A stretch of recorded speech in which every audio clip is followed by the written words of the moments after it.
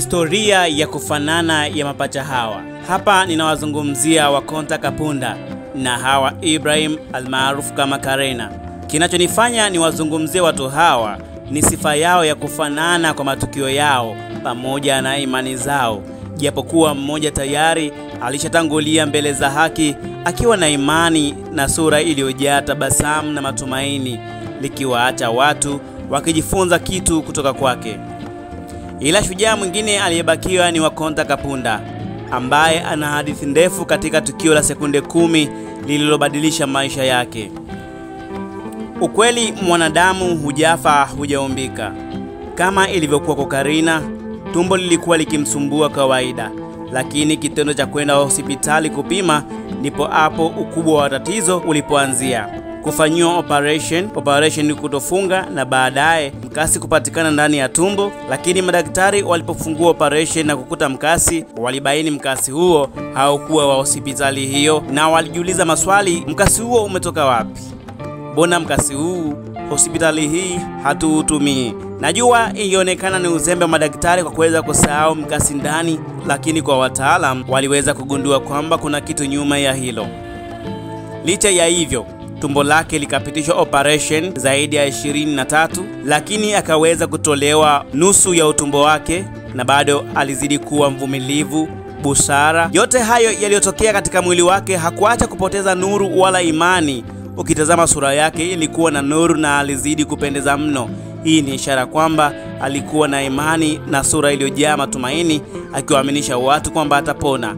Na wimbo wake mkubwa ulikuwa ni kwamba ana imani siku moja atarejea katika majukumu yake ya kawaida, na hakuwahi kukata tamaa. Na hapa ngoja nikulete kwenye hadithi ya Wakonta Kapunda, ambayo pengine ingeweza kufanana na mwanadada huyu ambaye niliwafananisha kama mapacha.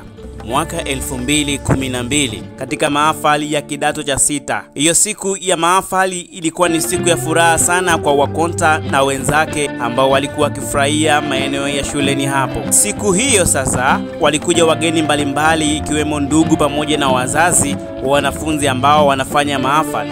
Mmoja kati ya wanafunzi wale akaingia kwenye gari ya kaka yake. Nafikiri alikuwa anajifunza kudrive, lakini aliendesha asijue anafanya nini. Gari ilirudi reverse na kwenda kuwagonga wanafunzi ambao walikuwa wamekusanyika pale, ikiwemo Wakonta Kapunda. Waliogongwa walipata majeraha mbalimbali, lakini Wakonta Kapunda alipata jeraha la spinal cord, yani uti wa mgongo, na jeraha hilo likamsababishia yeye kuweza kuparalyze. Wakonta alisimulia siku hiyo alipoteza fahamu, lakini alipokwenda hospitali fahamu ilikuja kurejea baada ya siku 2. Fahamu iliporejea alishtuka na kutaka kunyanyuka, lakini alishangaa kwamba anaona kama kichwa pekee ndicho kilichobaki, kwa maana ya kwamba miguu, mikono wala kiwiliwili havifanyi kazi, ni kama havipo. Kwa haraka alihisi kama amekatwa kichwa. Kulikuwa hakuna connection kati ya kichwa na sehemu nyingine za mwili zilizokuwa zimebaki. Aliwaza, sasa kama nimekata kichwa ninawezaje kuishi, au nipo vipi? Lakini pia yalimjia mawazo mengi akiwa kitandani hapo, akiwa amepoteza kumbukumbu. Haelewi, ajui kwamba ni amekatwa kichwa au tayari ni ameshafariki dunia. Baadaye waliweza kufika ndugu pamoja na mdaktari. Alisikia tu akifurahi kwamba amezinduka, asijue ni nini ambacho kinaendelea. Baadaye Wakonta alielezewa hali halisi, na taratibu matukio yakaanza kufika mpaka ilipomfikia hapo, lakini hakuwa anaamini kwamba ataweza kubaki hivyo hivyo. Alijua kwamba anaweza akapona. Siku kadhaa majibu ya madaktari ni kwamba walimwambia amepata matatizo ya spinal cord, hivyo basi atachukua muda mrefu kuweza kusimama. Hali ile iliendelea na alikaa hospitali muda mrefu sana. Mwisho wa siku, baada ya kukaa hospitali, madaktari walisema kwamba hili swala litachukua muda mrefu yeye kupona, na pengine anaweza pia asipone kabisa akabaki hivyo hivyo, kwa maana ya kwamba mwili mzima umeparalyze kasoro kichwa pekee.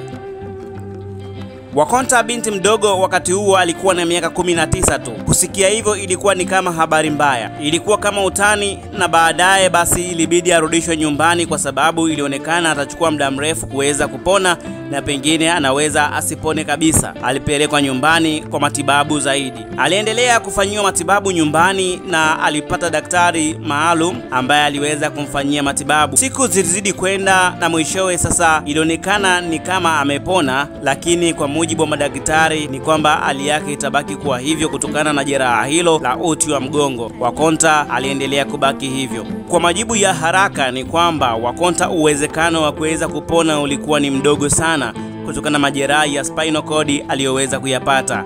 Hivyo basi ilikuwa ni ukurasa mpya wa Wakonta kuweza kuwa kitandani kwa muda wote huo.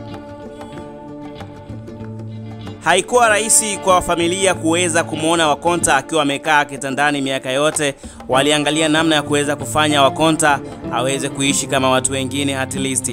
Basi Wakonta aliweza kutafutiwa kiti maalum ambacho alikuwa akiweza kukitumia kuweza kumlaza na kumnyanyua, na kilimpa urahisi pia watu kuweza kumweka kitandani. Wakonta alianza kukaa katika wheelchair kwa muda mrefu sana.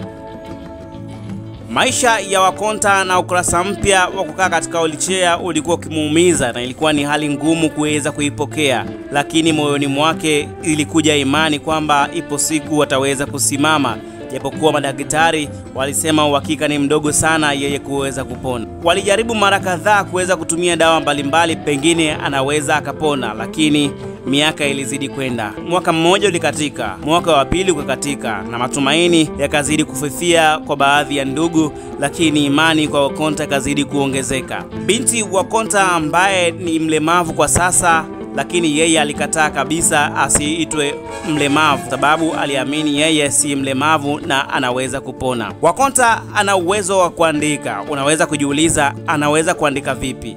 Wakonta mikono yake haifanyi kazi wala miguu wala kiwiliwili, lakini sifa ya Wakonta anatumia ulimi kuweza kuandikia.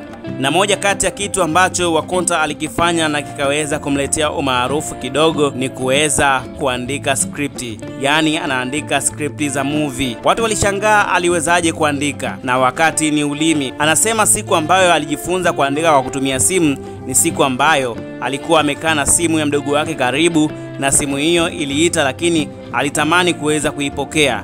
Katika purukushani za kugusagusa alijikuta simu imejibonyeza na ikajipokea, na ndipo hapo akagundua kwamba si vidole tu ambavyo vinaweza kutumika kubonyezea simu, na ndipo hapo akabuni njia sahihi ingemwezesha yeye kuweza kutumia simu. Na ndipo alipomwambia mdogo wake wajaribu mbinu ambayo inaweza kumfanya yeye kuweza kutumia simu, na njia pekee ilikuwa ni ulimi, na ndio mpaka sasa hivi Wakonta anatumia simu na ulimi ndio nyenzo kuu ambayo anatumia katika mawasiliano na kuweza kuingia mtandaoni, na nusu ya projekti zake zote Wakonta anafanya kwa kutumia simu. Licha ya kuweza kukaa kitandani, alikaa kwa miaka mingi sana. Wakonta amekaa kitandani takribani miaka 13. Wakonta amekaa katika wheelchair kwa takribani miaka 13, lakini bado ana imani ipo siku ataweza kupona na kurejea katika maisha yake. Kitu ambacho kiliwashangaza watu wengi, Wakonta umri unaenda na miaka inaenda, lakini yeye anasema bado ana miaka 19. Kwa nini anasema ana miaka 19? Kwa sababu siku ambayo alipata ajali ndio siku ambayo alisema kila kitu kiliweza kusimama katika maisha yake. Ndio hicho alikuwa na miaka 19 na alikuwa na ndoto nyingi sana alitamani ziweze kutimia, lakini ndoto zake zote ziliweza kuzima pale, na hapo ndipo alipoweza kusimamisha umri wake. Na kama ukimuuliza na miaka mingapi, basi atakwambia miaka 19, kwani alikuwa ni binti mdogo sana.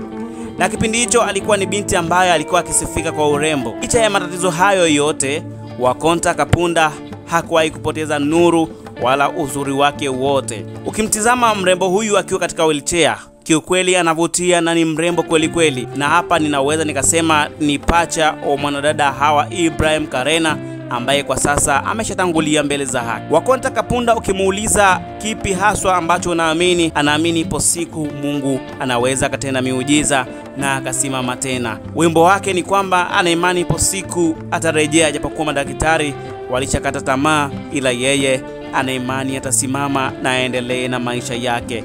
kama ilivyokuwa kwa binti Hawa Ibrahim Karena, mrembo ambaye licha ya matatizo alikuwa akipitia hakuwahi kupoteza nuru katika sura yake wala imani moyoni mwake. Na hivi ndivyo mwanadada wa Konta Kapunda hajapoteza nuru wala imani katika sura yake. Anaamini ipo siku anaweza akapona na kurejea maishani mwake, na hakutamani kuwa mzigo kwa wengi kama jinsi ilivyokuwa, kwa sababu hali aliyokuwa nayo anategemea kila kitu kutoka katika familia yake. Anategemea ndugu, jamaa na marafiki kwenye kila kitu, na anatamani siku moja ndugu zake waweze kumtegemea yeye, na anaamini kama ilivyokuwa kwa mwanadada Hawa Ibrahim almaarufu kama Karena, ambaye alishatangulia mbele za haki. Tuna imani mwanadada huyu, imani yake Mungu ataweza kuisikiliza na mambo yake yakaweza kutimia kama alivyotamani, ndoto zake zikarudi kama alivyotamani.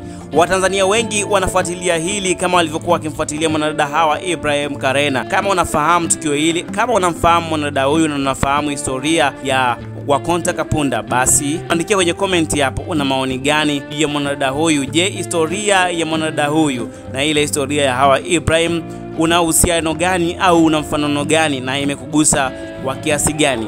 Mimi ni Steven Kamil na hii ni Spruce Online TV. Usiache kusubscribe, kulike, kucomment na kushare ili uwe wa kwanza kupata update na makala.